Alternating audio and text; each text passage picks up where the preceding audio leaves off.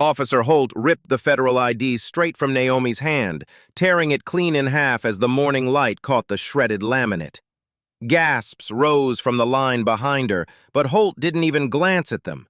He stepped closer, smirking as he said, "Fake ID, step out of the line. Now!" Naomi didn't flinch. Her eyes, flat and steady, locked onto his as she replied quietly, "Congratulations, Sergeant. You just destroyed the one badge that outranks you." The moment the words left her lips, Holt's expression hardened. He shoved her a half step aside, boots grinding against the concrete as he circled her like a wolf that had found an excuse to bite. Kelton moved in behind her, fingers brushing the holster at his hip as if he hoped she'd twitch. Phones lifted among the crowd, but Holt didn't care. He raised the torn badge, shaking it mockingly in her face as he said, "Bag on the ground, hands behind you, don't make this cute." Naomi stayed perfectly still, her suit immaculate, her breathing controlled. She said, "Sergeant, that ID was valid." Holt snorted and lifted the two ripped halves. "Was. Now it's trash, just like whatever story you're about to spin." Kelton leaned his shoulder into her, a subtle shove meant to make her stumble for the cameras. She steadied herself instantly, her fingers curling only for a breath before she forced them open again. "You're violating federal protocol," she warned, her voice low enough that only the closest phones caught it. "Stop before you dig a hole too deep." Holt laughed loudly, exaggerating for the audience now forming around them. He stepped in until she could feel the heat of his breath against her cheek. "Lady," he muttered, savoring every syllable, "you're already in the hole." And in that brief half-minute, as the crowd tightened and the phones kept recording, her identity had been stripped, mocked, and crushed under the boot of a man who had no idea who he was provoking. The shredded halves of Naomi's ID were still fluttering in Holt's hand when he stepped in front of her, forcing her out of the line as if she were a threat instead of a woman simply trying to enter a place she knew better than any officer present. People shifted, murmuring, their eyes snapping between the torn badge and Naomi's stillness. Holt moved with the swagger of someone who believed the uniform made him untouchable. He jabbed a finger toward her bag as Kelton closed in behind her, his hand brushing the butt of his weapon with theatrical menace. When Naomi held her ground, he barked, "Bag on the ground! Now!" She met his stare without blinking and said, "You do not have consent to search my property." Holt smiled like she had handed him a new toy. "You don't get to decide what happens here." Kelton seized her arm, his grip deliberately harsh. Naomi steadied herself, but Holt immediately seized on the movement. "Turn her around. She's resisting." The word cut through the crowd like a warning siren. Several phones rose higher, their cameras locking on the scene. Naomi's voice carried clearly as she said, "I am not resisting. I am standing still and your cameras will show that." Holt hated the precision in her tone. It was too controlled, too informed, too calm for someone he was trying to paint as dangerous. His jaw clenched as he stepped closer, invading her space as if intimidation alone could rewrite reality. "You're escalating a situation that did not exist," she added, her voice low but unwavering. Brigg, the youngest officer at the gate, hesitated on the periphery. His eyes flicked from Holt to Naomi, then to the cameras overhead. His posture betrayed him. He already knew something was wrong, but fear kept him silent. Holt pretended not to notice the tension. He crouched abruptly and yanked at Naomi's bag, pulling it toward him, forcing spectacle into the moment. "Suspicious bag, suspicious behavior," he muttered loudly enough for the bystanders to hear. "Looks like intent to breach." Kelton shoved Naomi's shoulder just slightly, enough for the crowd to see, but not enough to be called out officially. The push made her sway, and a ripple moved through the watching line, fear from some, outrage from others. Holt straightened and ordered, "Face the wall." His command sliced through the air. People drew back as if she were dangerous, mothers pulling children closer, men shaking their heads as though the scene confirmed something they already believed. Naomi lifted her chin instead of complying. "You are violating federal conduct, Sergeant." The sentence hung between them like a blade. Holt's patience snapped. He grabbed her wrist and twisted, signaling Kelton to help. Metal cuffs glinted in Kelton's hand as he clamped them on far too tight, the ratcheting clicks loud enough for the nearest cameras to pick up. A woman in line gasped. A man shouted, "Let her speak!" Others echoed him, the murmur swelling into something harder to ignore. Holt ignored them all. He leaned toward Naomi, close enough that only she could hear him over the rising noise. "You're under investigative detention." Naomi drew a slow breath, her eyes steady even as the cuffs bit into her skin. "This will not end how you think," she whispered.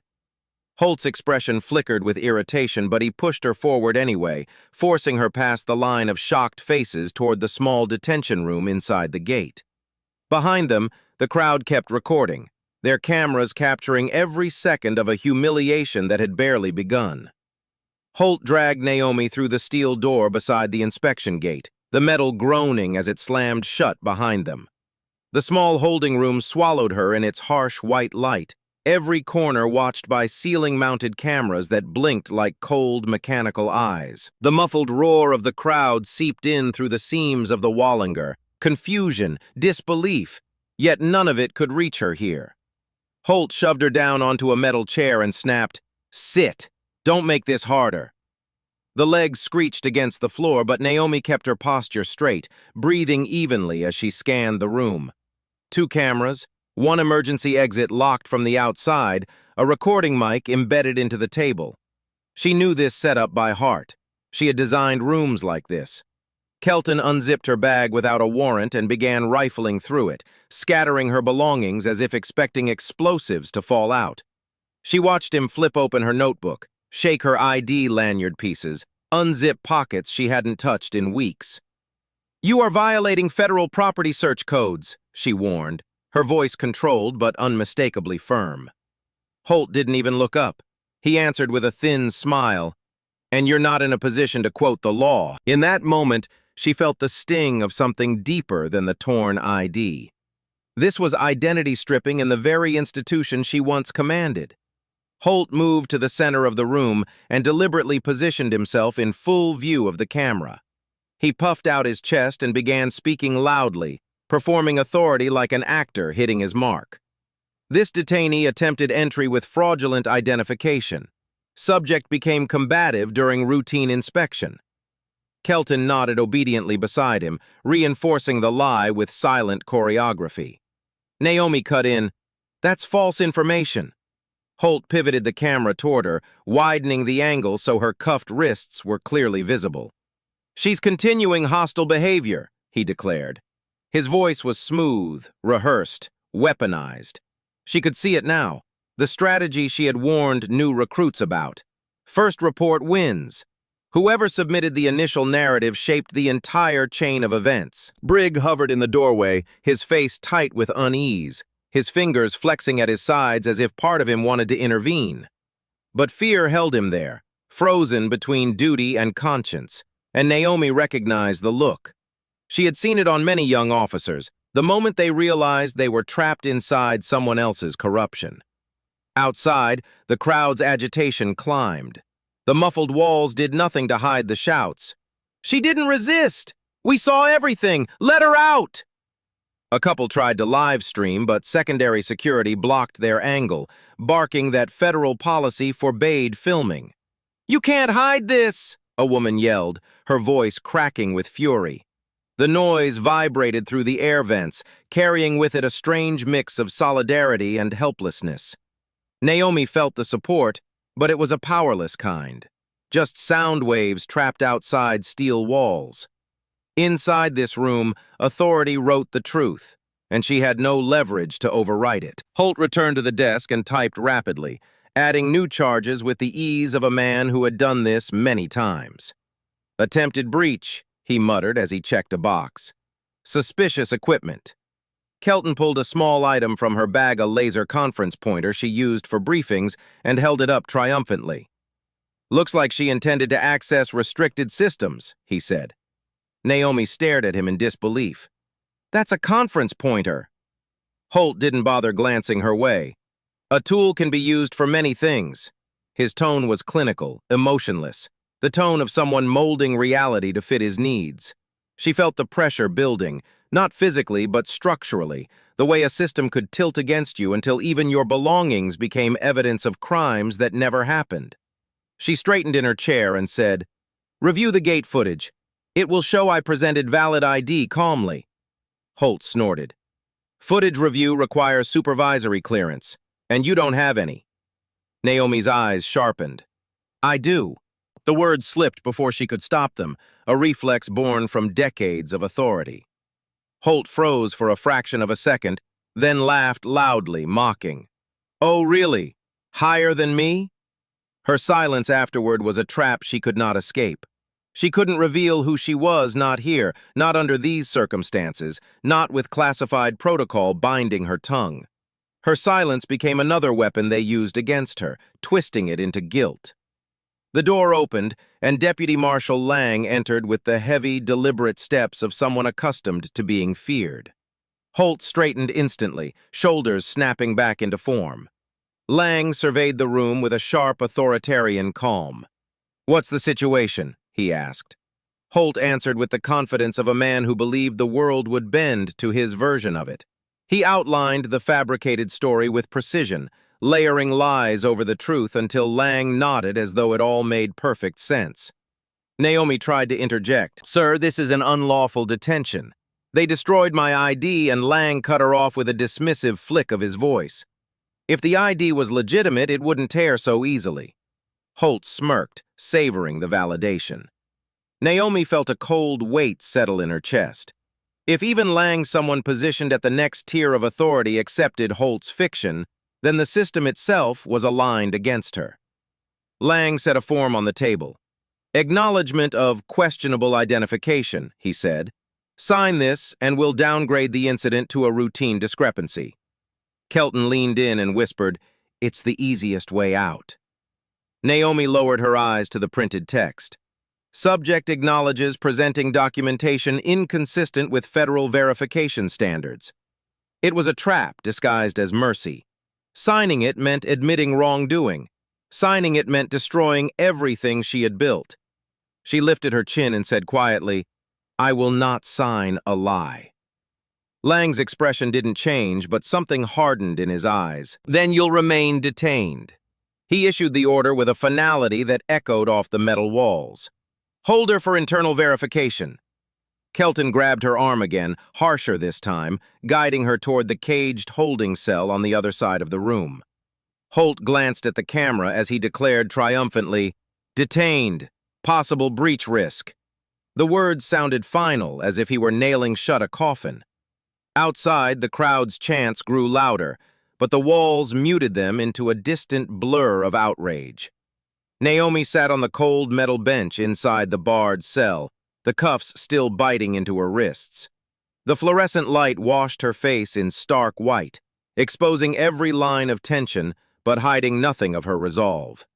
She looked up into the unblinking camera and whispered, "They think I'm alone." The light flared slightly, casting a sharp edge across her eyes, and in that moment, she felt the full weight of the valley she had been forced into, a woman of immense power, crushed for now beneath the very system she once defended.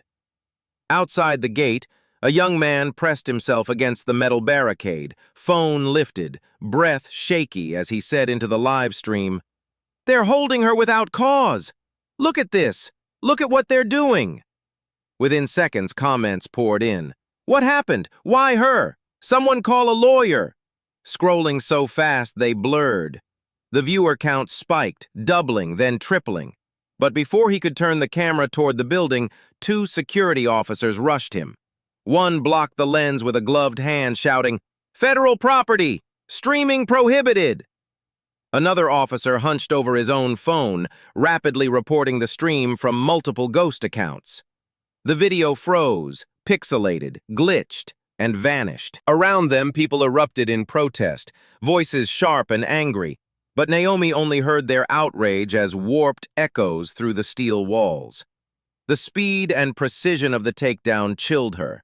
This was no impulsive reaction. Someone wanted her disappearance clean. From the holding room, she could hear Lang's voice through the thin metal partition, tight, clipped, stripped of the false authority he wore so easily in front of her. Yes, she's detained. No, no verification yet. No, she hasn't admitted to anything. Then a pause. When he spoke again, his tone dropped into something close to fear. Understood. Just one word, but it told Naomi everything. Lang wasn't the top of this chain. He was a pawn, answering to someone whose power radiated through every syllable of his trembling compliance. Naomi closed her eyes, letting the pieces align.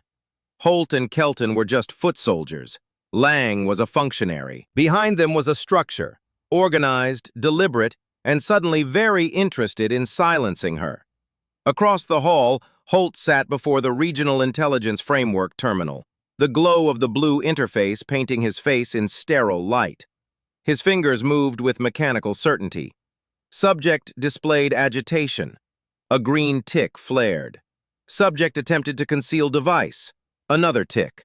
Subject refused compliance. Tick. Each confirmation tone stabbed like a metronome of corruption, turning fabricated claims into official entries, codified and irreversible. Through the narrow, reinforced window of her cell, Naomi saw his reflection on the screen, his grin faint, triumphant. The system she had once helped refine for national security was now twisting itself like a serpent around her neck. Lang reappeared at her cell door, shoulders squared in a brittle attempt at authority. "You refuse to cooperate, so we've escalated this," he said.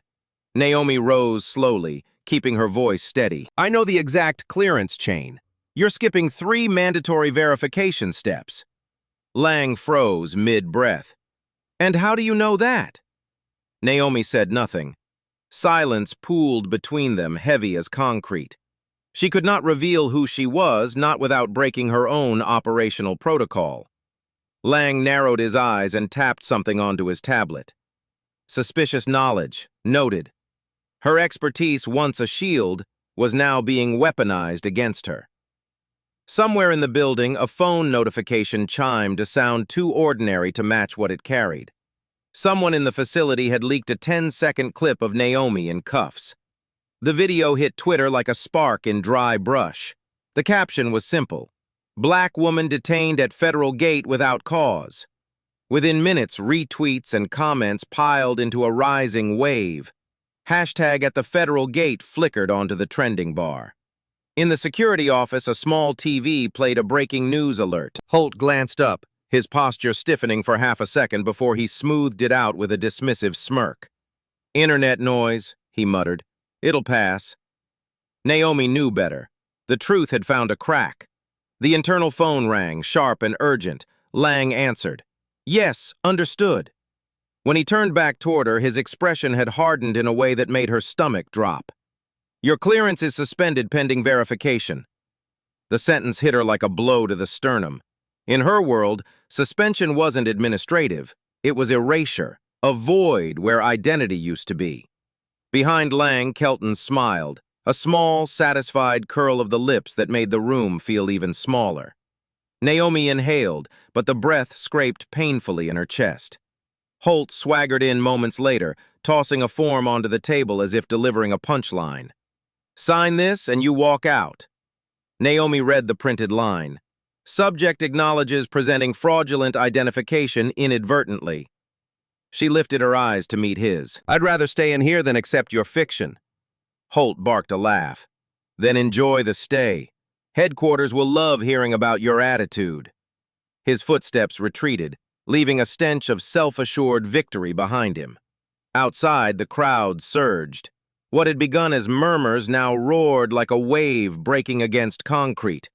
"Let her go!" they shouted, voices amplified by anger and disbelief. Local city police arrived to reinforce the gate, forming a barrier between federal officers and the furious civilians. The youngest among them stared at Holt with open confusion.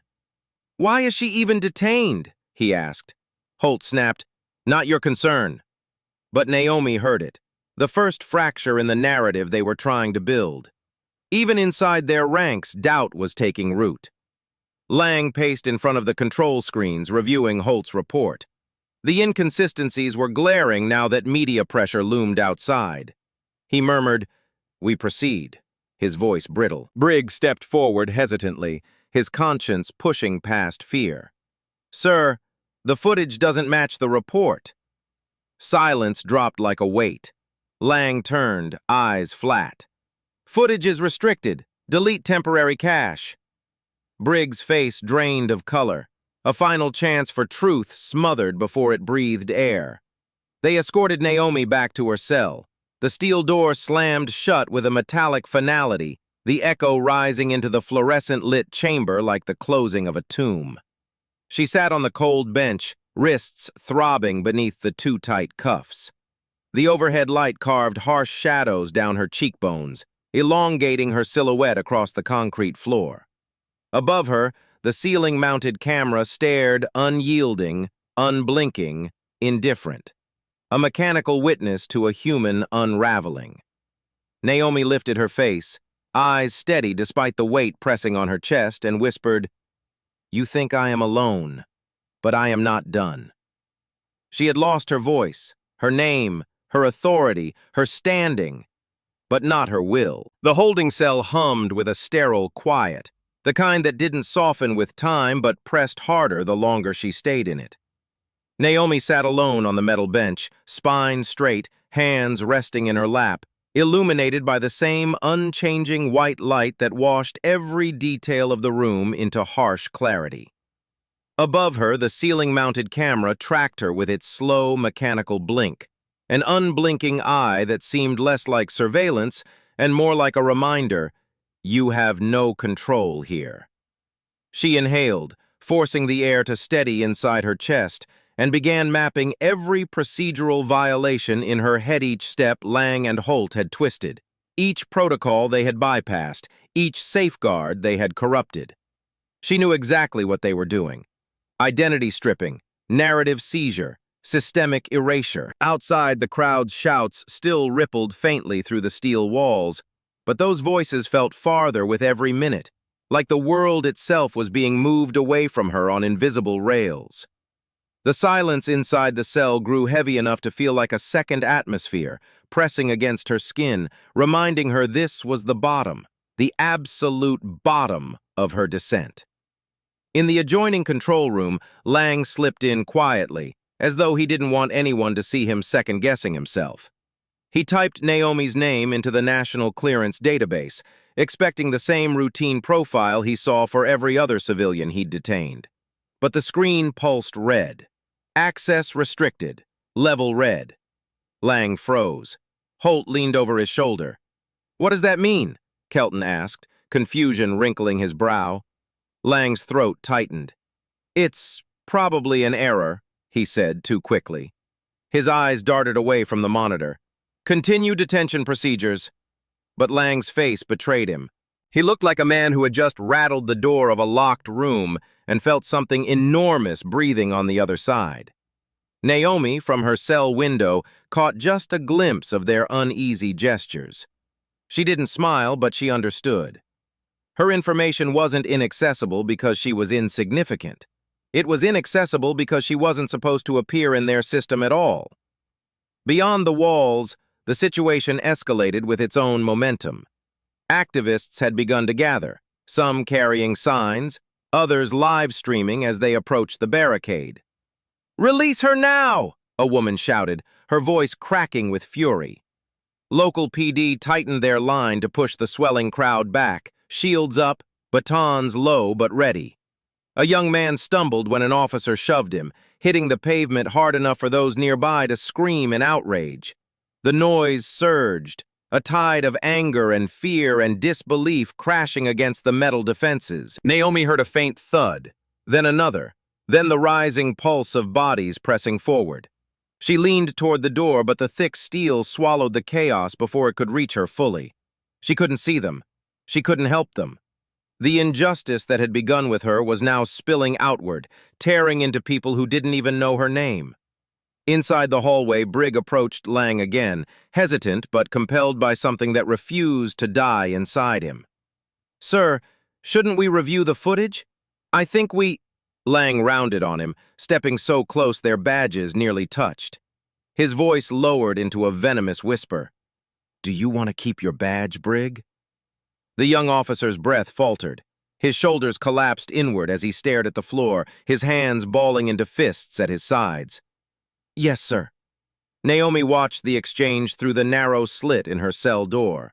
She saw the fear in Briggs' posture, the threat hanging in the air like the scent of a storm. She had once believed internal procedure protected people like him, good officers, honest officers. But watching him shrink beneath Lang's threat made the truth settle into her gut with a painful certainty. Every official channel was closed, every safeguard corrupted. There was no help coming from within these walls. She was, in every way the system could define a person, alone. The internal speaker crackled to life with a monotone announcement, its artificial calm slicing straight down Naomi's spine.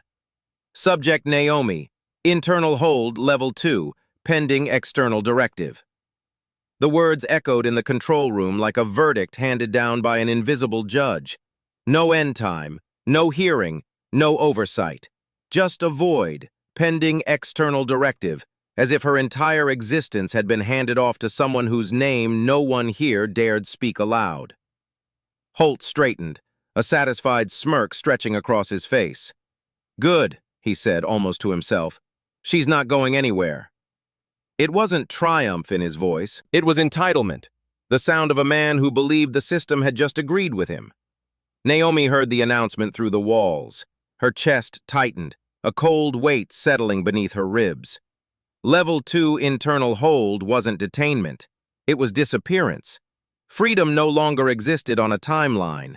It existed at someone else's mercy. Kelton returned to her belongings like a scavenger circling the last remains of a kill. He dug deeper into her bag, pulling out items one by one.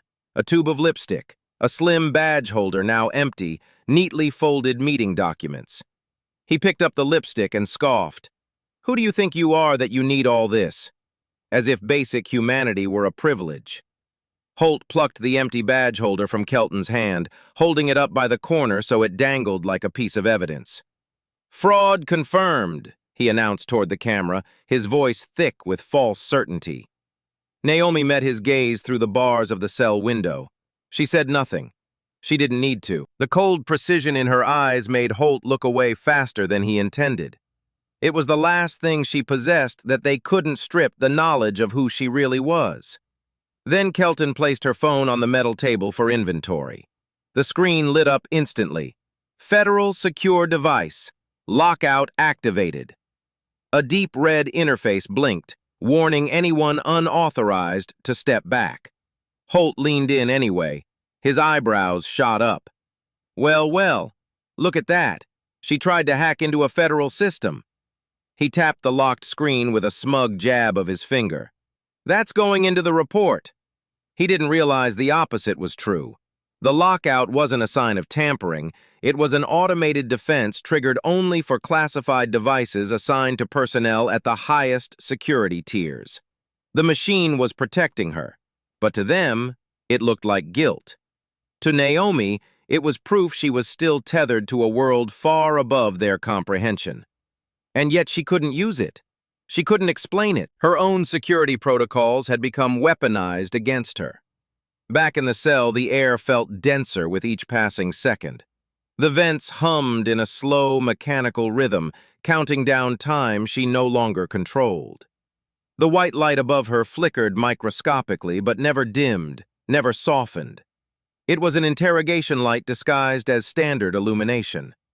She closed her eyes and thought of the mission she was supposed to be on. The meeting, the classified briefing, the people waiting for her, the people who didn't even know she'd vanished behind a metal door. "I cannot fail this," she whispered, voice raw in the stillness. For the first time since they tore away her ID, since the humiliation began, her fingers trembled. Just a small tremor, but unmistakable. Her breath snagged once in her throat before she forced it steady again. She wasn't breaking physically. She wasn't breaking logically, but emotionally, the valley opened beneath her feet, deeper than before, and she felt herself teeter for a single, dangerous heartbeat. The system had stripped away her rights, her name, her timeline, and twisted even her protections into accusations. For the first time, she felt the edge of real fear. Holt stepped into the holding cell with the swagger of a man who believed the walls themselves answered to him.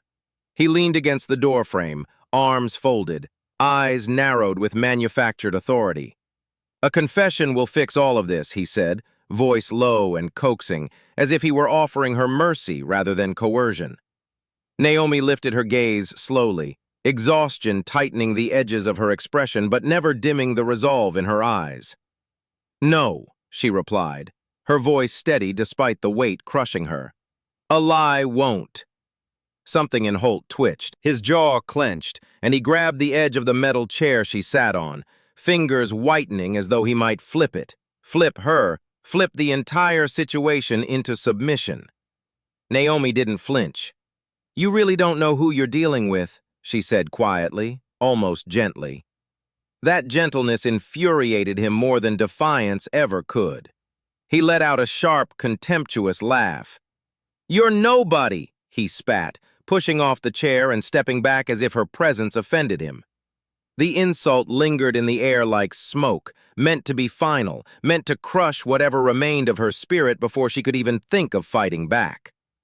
Brigg appeared in the hallway just as Holt stormed out. He froze when he saw Naomi through the cell window. For a moment he simply stood there, shoulders slumped under the weight of something he wasn't brave enough to name. His eyes softened with regret, a silent apology, an unspoken, "I should have stopped this." Naomi saw it, understood it, and turned her face away. She had no space left for half measures or cowardice disguised as sympathy. Whatever Brigg felt now was too late to matter.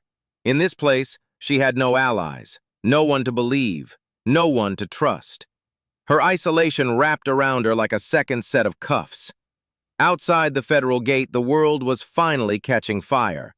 Hashtag banners filled every social feed. Hashtag at the federal gate surged into the national top 5 in under an hour. Videos slowed down the moment Holt tore her ID frame by frame, highlighted, analyzed, questioned. Commentators demanded answers. She didn't resist. One viral clip insisted over screenshots of Naomi standing calmly. "Why did they tear her ID?" another asked, replaying the exact second the badge snapped in Holt's hands. News anchors picked up the story first as a curiosity, then as a brewing scandal.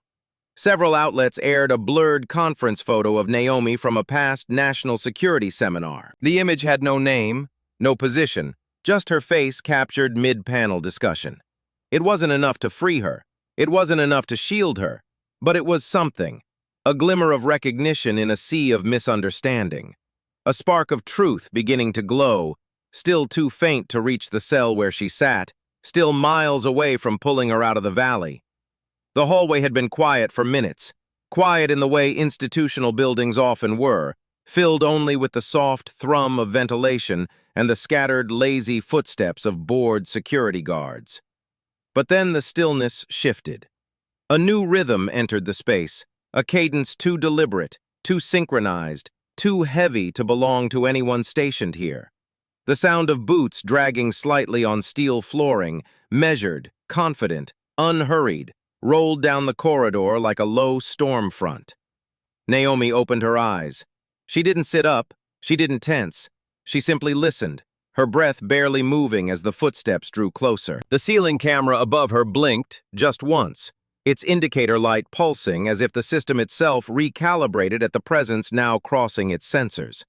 A silent algorithm kicked in, sweeping its feed for identifiers it could not process. Then the label flashed across its internal log.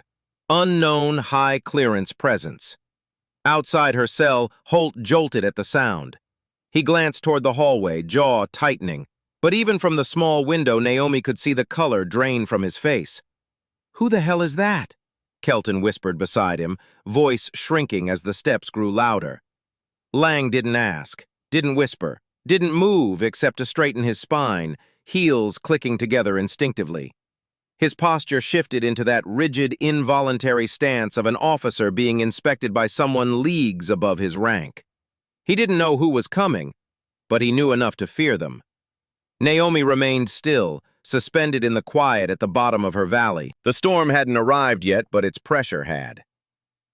The lights above the checkpoint flickered once, then glowed brighter, shifting into a hue reserved for internal alerts. Every sensor along the gate control panel blinked green simultaneously, as if saluting someone unseen. A chime sounded, one none of them had heard before, low and resonant, almost ceremonial. Then the building's automated voice spoke. High-level authorization detected. Automatic override initiated. Holt spun toward the terminal just in time to see every locked mechanism he'd used on Naomi begin to release themselves, slowly, methodically, without a single código or fingerprint. One magnetic seal thudded open, then another, then the next. Kelton stammered, That's not protocol. That's not even an option on our panel."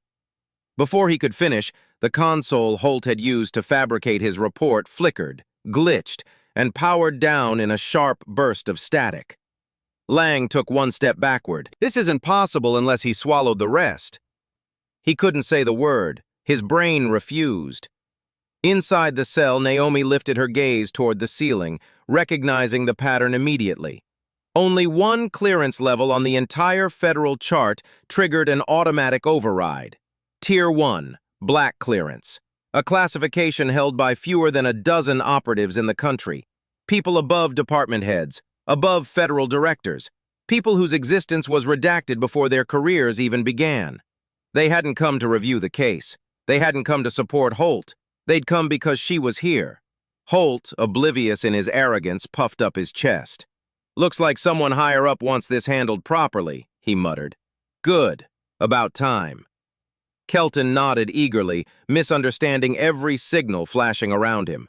Naomi watched them through the narrow slit in the doorman blind to the tidal wave rising behind them, admiring the sunlight on the water a second before it hits. And the footsteps finally stopped. Silence pushed in around them, the kind that erased space rather than filled it. Then a figure stepped into view, a man dressed in a tactical plain suit with no insignia, no badge, no visible weapon. His presence alone radiated enough authority that Holt and Kelton reflexively straightened their backs. Two silent operatives flanked him, their expressions blank, movements precise, as though every muscle was receiving instructions from somewhere far above their own will. Lang tried to speak, but his voice clung to the back of his throat.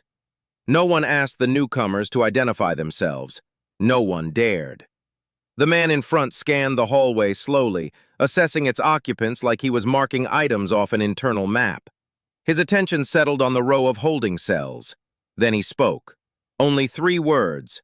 Calm, even, unmistakably dominant. "Where is she?" Not the detainee, not the suspect, not even the woman. Just she. A pronoun sharp enough to slice the room in half. Holt blinked, unsure whether he should be encouraged or terrified. Kelton shifted uneasily. Lang stiffened even more, feeling the weight of those words clamp down on every mistake he had made in the last hour. Inside the cell, Naomi inhaled slowly. They had not asked who she was. They already knew. And from this moment forward, nothing in this building would remain in the control of the men who had put their hands on her. The line had just been drawn. The room had just been split, and the storm had finally reached the door. Lang walked stiffly ahead of the newcomers, leading them down the hallway toward Naomi's cell. His posture had changed. The rigid confidence from earlier had melted into something tight and brittle, like a man escorting wolves into a room full of unsuspecting prey. The lead operative stopped before the narrow window in the cell door. He didn't lean in. He didn't squint. He simply looked once and spoke in a low murmur that somehow carried down the entire corridor. "Shadow 6, confirm visual." The words were quiet, but their impact was seismic. Holt's head jerked back. "Shadow what?" Kelton blinked rapidly, color draining from his cheeks. Is that a code name?" Lang didn't react with confusion. He reacted with recognition, horrified recognition. His skin went pale, his breath stalling in his throat. That code name belonged to files no one outside Level Black should ever see. Files stamped "Eyes Only," sealed behind biometric gates that most federal officers didn't even know existed. Inside the cell, Naomi didn't answer. She didn't acknowledge the name, nor did she deny it. She simply met the operative's eyes through the slit in the door. That tiny tremor at the corner of her eye wasn't fear, it was exhaustion. The exhaustion of someone who always knew this day would come, and who had prepared for it long before any of these men had learned how to clip a badge to their belt. The camera above her shifted again, this time not in alarm, but in compliance. It entered protective mode, adjusting its angle to record the operatives clearly while avoiding direct capture of Naomi's face. The biometric system, which had previously registered her as a suspension state detainee, now flashed an internal update. Identity recognized. Tier 1 protected. A clearance level that Holt, Kelton, and even Lang had no jurisdiction to touch. Holt's arrogance faltered. Kelton's confidence drained entirely. And for the first time, they began to understand. They had not just detained the wrong woman. They had violated a federal boundary that should never be crossed. The twist had landed at 60% of its force. The rest was already gathering like thunder. Question. The lead operative stepped toward the lock panel beside her cell. He raised one gloved hand and tapped the surface lightly, almost lazily. No passcode, no badge, no credentials. The door unlocked with a sound none of them had ever heard in this facility, a soft, resonant chime, deeper and smoother than standard security releases. A different class of access, the kind meant for only the highest tiers of authority. Holt stumbled back a step, unable to disguise it. Kelton whispered, trembling, "No way, no way, this is impossible." Lang tried to salvage his dignity, blurting out, "We didn't know, we weren't informed." The operative cut him off with a tone colder than steel. "You weren't supposed to know." The door swung open. Naomi stepped out with no hesitation, no restraints, no guards reaching for her. The hallway lights shifted automatically, brightening in a slow, controlled sweep until their glow rested on her alone. She looked taller in that light. Or maybe they just looked smaller. As she moved forward, the lead operative bent down and picked up something from the table, her badge holder, the one Holt had waved in front of the camera as proof of fraud. He brushed the dust from its surface, turned it in his hand, then extended it to her with quiet reverence. She accepted it without a word, and without even glancing at Holt, he felt something inside him crack. The operative pressed 2 fingers to the earpiece hidden beneath his collar. "Extraction protocol initiated," he reported, voice crisp, controlled. It was the kind of announcement that signaled a complete shift in operational authority. Naomi stepped into the center of the hallway, her posture no longer weighed down by exhaustion. Her presence filled the space, measured, composed, unshakable. Lang swallowed, eyes flickering with guilt and desperation. "Ma'am, if we had known—" Naomi turned her head just enough that he could see her profile. Her voice was soft, almost conversational. "That was your mistake. You didn't know what you were breaking." Behind Lang, Holt's breath hitched. He stared at her, then at the operatives, then back at her again, as if trying to stitch together a reality that kept unraveling in his hands. What is she?" he choked out. The lead operative didn't look at him. He glared through him. "Far above your pay grade." A split second later, the facility's speaker system activated. "All personnel stand down. Tier 1 authority in effect." Every guard froze. Every door sealed. Every local command became irrelevant. Then, at the far end of the corridor, the reinforced main gate released with a heavy, echoing thud. It swung open slowly, flooding the hallway with a beam of cold, white light, the signature luminance of a federal covert extraction team.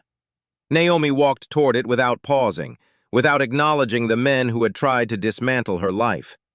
The operatives flanked her in silence, steps synchronized. But just as she crossed the threshold of the gate, Naomi turned back, not with anger, not with triumph, but with the quiet certainty of someone reclaiming a narrative that had never belonged to them in the first place. Her voice slid across the hallway like a blade. "You thought I was alone. Wait until you see who stands behind me. Holt's knees buckled. The twist was complete, and the consequences were about to begin. The hallway transformed in a single breath.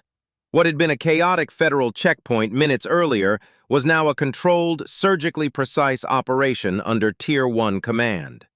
The newly arrived operatives moved with silent coordination, spreading through the corridor until every entry point, every camera angle, every inch of the perimeter belonged to them. Local security, once puffed up with false authority, were pushed aside effortlessly, escorted to the walls like spectators who had wandered into a restricted performance. Above them, the overhead lights shifted into priority white, a mode that most of these officers had never seen before. The color sharpened the air, bleaching out shadows, giving the entire hallway the sterile brilliance of a classified war room. Naomi stood in the center of it all, not cuffed, not contained, not subordinated. She didn't need to bark orders. Her presence alone created an axis the entire room rotated around. She looked less like a former detainee and more like the quiet fulcrum of a much larger machine finally revealing itself. A Tier 1 team leader stepped forward, posture crisp, voice controlled as he delivered his report. Perimeter secured. Internal access restricted to Tier 1 only. Holt, Kelton, and Lang were herded into a corner, guarded but not yet cuffed, as if the operatives wanted to give them one last illusion of dignity before erasing it. Holt bristled at being moved like cargo, but his protests died under the silent stare of the agent beside him. Lang kept his head lowered. Kelton looked like he might bolt if not for the agent standing inches from him. And for the first time since her detainment began, the truth of Naomi's world, her real world, began to bleed through the cracks. A second wave arrived, not tactical, not armed, but sharper in a different way. Men and women in matte black suits moved into formation with clinical precision. Their badges carried no initials, only the subtle insignia of Internal Oversight Division, Special Inquiry, IODSIA branch, so deep inside federal governance that most agents only knew it existed through rumors and cautionary tales. They didn't look at Naomi with confusion or hesitation. They stood at attention. Their commander approached, nodding once. "We are ready for deposition, ma'am." Holt blinked in disbelief. Deposition? For her? The oversight commander turned his head with mechanical slowness, eyes narrowing into a warning that felt colder than any weapon. "No," he said, "for you." Holt's skin went paper white. Kelton swallowed hard enough for the sound to carry. Lang closed his eyes for a single moment, as though already mourning the career sliding out from under him. The system they trusted, the system they manipulated, had arrived to devour them whole. Naomi didn't raise her voice. She didn't need to. She simply said, "Playback gate cam." Every monitor in the hall snapped awake, their screens illuminating the walls with harsh blue-white light. Footage rolled instantly, as if her word alone bypassed every encryption level. The officers watched helplessly as the truth betrayed them. There was Holt, ripping her ID clean in half.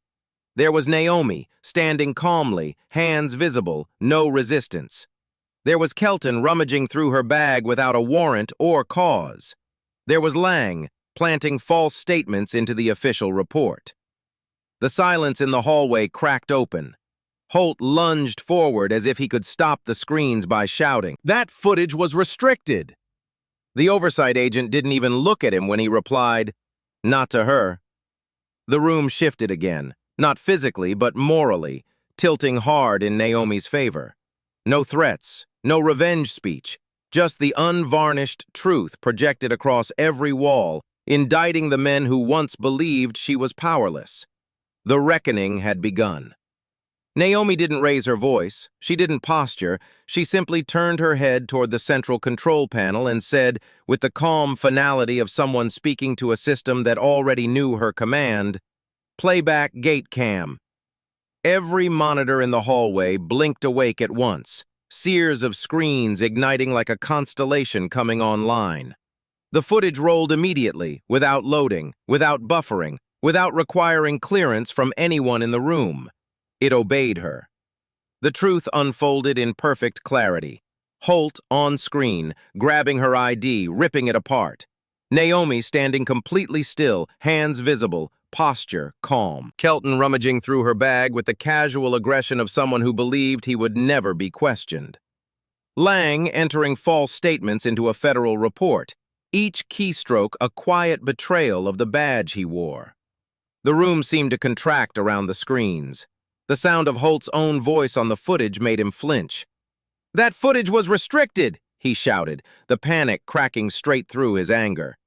An oversight agent didn't even bother to look at him, not to her. That single sentence hit harder than any punch. It wasn't merely a correction. It was a verdict, the first blow of justice delivered not through rage, but through undeniable truth. The oversight team didn't deliberate.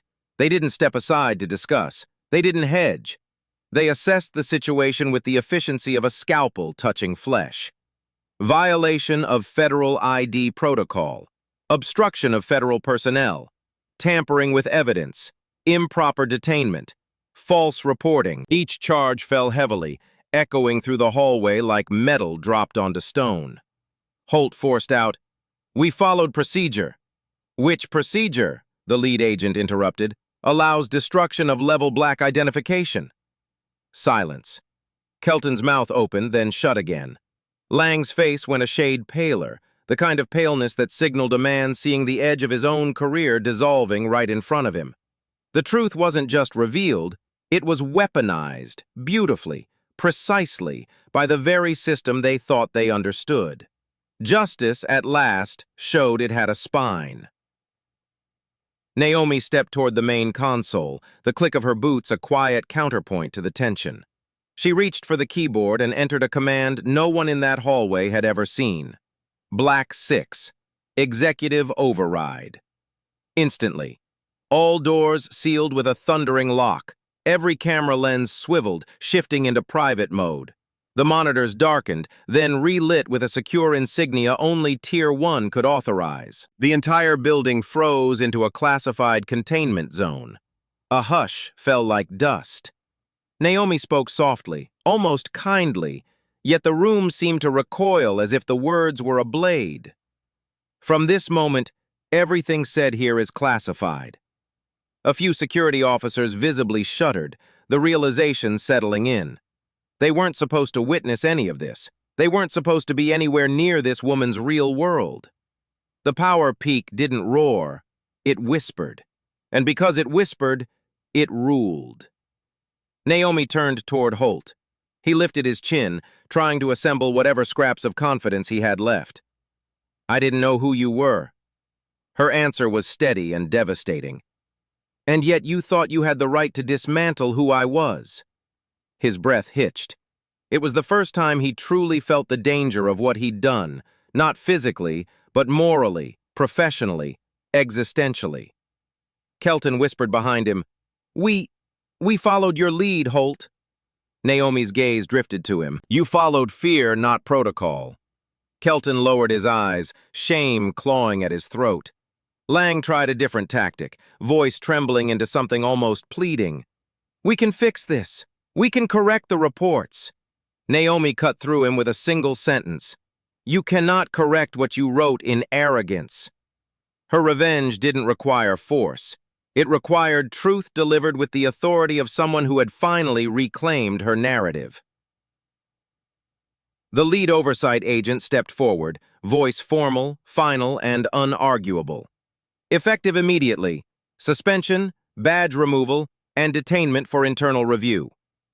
The words struck the three officers like a physical blow. Two agents advanced to remove their badges. One motion, smooth, practiced, merciless. Holt jerked back. "You can't." "Tier 1 authority supersedes all local command," the agent replied, and Holt went silent, because there was no air left to argue with. It was over. Not with handcuffs, not with violence, but with the same system they had twisted, now turning back on them with surgical precision. Naomi turned away from the collapse behind her. She didn't need to look at them. She didn't need to watch their faces crumble. Her voice carried the final line of judgment as she walked forward. Justice isn't vengeance, it's discipline. And the room understood Naomi wasn't just reclaiming her identity, she was restoring order. And the world they thought they controlled was no longer theirs. The heavy steel doors at the end of the hallway opened once more, but this time the sound did not carry the sharp threat of an extraction. It felt steadier, almost ceremonial. An opening meant for someone who belonged here far more than the people who had tried to detain her. Tier 1 operatives moved with silent coordination, sweeping through the corridor to seal systems, archive evidence, and lock down every terminal Holt's fingerprints had touched. The chaos of the day had vanished. In its place was the controlled hum of a world that answered to her. Naomi stepped forward through the checkpoint, the air outside touching her face for the first time in hours. The sky hung low and gray, diffusing the light into a cool wash that caught her features the moment she crossed the threshold. The crowd gathered beyond the gate fell silent, not because someone ordered them to, but because her presence alone demanded it. She didn't look like a woman freed, she looked like a woman restored. For the first time, she breathed fully. Not freedom, position. The stillness broke as the crowd recognized her. Voices rose in a wave of vindication. "We saw everything! We're with you! Don't let them bury this!" Phones lifted. Cameras zoomed. A live streamer called out breathless, "Ma'am, are you pressing charges?" Naomi didn't give them outrage. She didn't give them victimhood. She gave them responsibility. "Record everything," she said. "Don't look away." The words rippled outward. They weren't just advice, they were instruction, almost doctrine. Within minutes, the media feeds began stitching together footage of the abuse with images of the oversight takeover. The narrative that Holt tried to forge was replaced by the truth she allowed to breathe. Justice, refracted through the public lens, found its shape. A black, unmarked vehicle rolled to a stop beside her. One of the operatives opened the door without a word. Naomi stepped inside, and the moment the door shut, the world outside dissolved into muffled silence. The cabin felt like a capsule soundproofed, climate-controlled, designed for movement between shadows. "Ma'am," the agent in the front seat said, "your office has been notified." Naomi leaned back, letting her eyes drift shut, not in exhaustion, but in recalibration. She was leaving behind the world that had tried to define her by ignorance, and stepping back into the world that defined itself by her clearance. On a tablet beside her, a classified banner glowed softly. Shadow 6, debrief, pending. It wasn't a threat, it was an acknowledgement. She hadn't returned to normal life. She was returning to the level where her absence was a national anomaly. Across the city, in a secure federal facility, a conference room buzzed with controlled urgency. Screens illuminated the faces of directors, attorneys, analysts, all of them gathered around a central case file marked Federal Review, Gate 17 Incident. A director tapped a finger against the table. "Destruction of Black Tier ID is unprecedented." Another replied, "We'll pursue maximum disciplinary action. No negotiation." A third added, "Shadow 6 must receive full operational clearance reinstatement immediately." The machinery of federal consequence turned with relentless precision. Holt, Kelton, and Lang were no longer rogue officers. They were subjects of an internal case that would follow them for the rest of their lives. The highest layer of the system, the one Naomi served, was unmistakably on her side. Her vehicle pulled into a facility unlike the ones the audience had seen before, a structure of blackened glass and sharp lines, illuminated by cold white lights that cast no shadow. Inside, a senior female officer awaited her with a sealed security case held respectfully in both hands. The officer opened it. Resting inside was a new badge, sleek and stark, the emblem shimmering with Black Tier classification. Beneath it, embossed in quiet authority, Shadow 6. Naomi reached out and accepted it. The officer bowed her head slightly. "We apologize for the breach, ma'am." Naomi met her eyes, unmoved. "I don't need apologies," she said. "I need accountability." The officer straightened, understanding the difference. Apologies soothe. Accountability restores. Naomi required only the latter. She entered her private operations room, a chamber of dark surfaces, silent ventilation, and wall-to-wall secure displays. It wasn't warm. It wasn't welcoming. It was precise, immaculate, and entirely hers. She set the badge on the central console. The system came alive instantly. Shadow 6. Clearance restored. Across the screens, encrypted feeds flickered online. A new file opened of its own accord. Assignment resumed. Naomi stared at the words, her reflection mirrored faintly in the glass. She had been dragged into the dirt by men who thought authority came from a badge and a raised voice. They didn't understand that real authority came from layers of classification they would never touch, from missions they would never hear whispered about, from roles that didn't exist on paper. She leaned in slightly, letting her final words cut through the quiet. "They thought they broke me. They only reminded me why I exist." The camera would hold on her eyes, steady, calm, cold with purpose, and then fade to black. Naomi wasn't just restored. She was reactivated, and nothing in their world could stop her now.